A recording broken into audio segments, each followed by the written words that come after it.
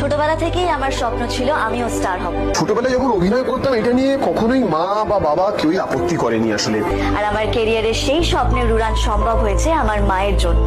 In fact একটু সাপোর্টিভই ছিল, কারণ শুটিং এ মাই নিয়ে যেত আমাকে।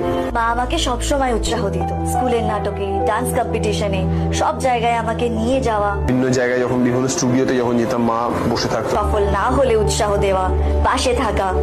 ডিসেম্বর মাসে ঠান্ডার মধ্যে বৃষ্টিতে ভিজতে হচ্ছে, প্রত্যেক শটের পর আমি ঠকঠক ঠকঠক করে কাঁপছি এবং মা একটা টাওয়াল আর একটা ছোট্ট কম্বল মতো নিয়ে বসে রয়েছে। মা ছিল আমার সবচেয়ে বড় সাপোর্টার।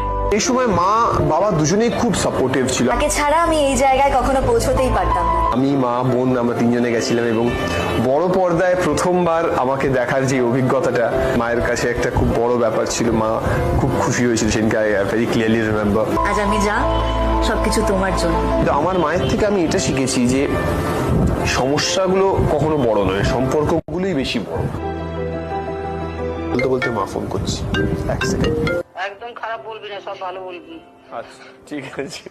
আমাদের যে ব্রো কোডটা রয়েছে, ব্রো কোডটা তুমি কিছুতেই ভাঙবে না। কোথাও একটা এমন কিছু করতে পারবো যাতে তুমি আরো বেশি গর্বিত বোধ করো।